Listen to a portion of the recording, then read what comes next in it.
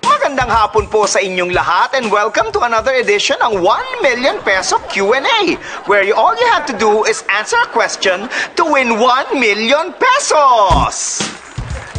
Ako po ang inyong host, si Karen Aguila, and now it's time to meet our contestant, isa pong kilalang public servant, Miss Thelma Moreno!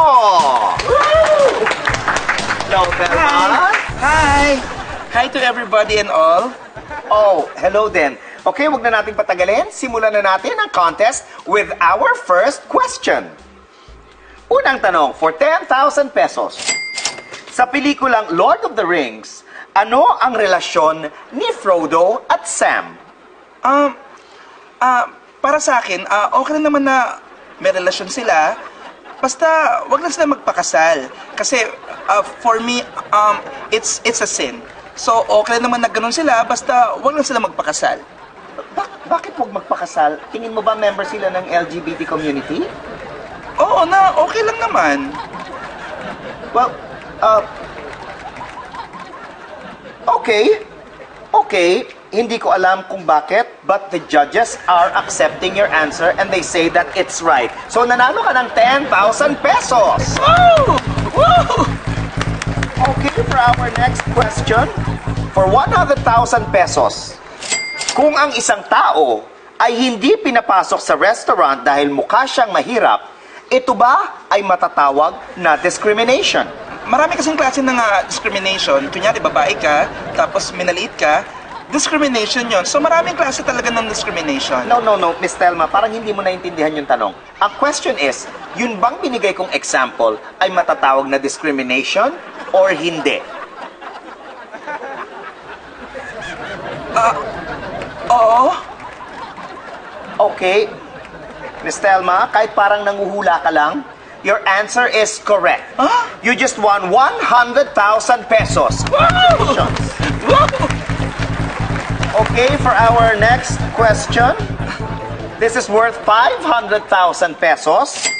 Ano ang pinaka-importanting gawin ng mga pulis pag nag-i-examine ng crime scene? Kailangan ko ba bang sagutin yan? Of course, part ito ng contest eh. Ang dapat gawin ng mga polis pag nag-examine ng mga crime scene, dapat bukas ang ilaw. Yan ang sagot mo? Oo, pero kasi hindi ko pa napag-aaralan yun eh. Okay, judges. Oh my God.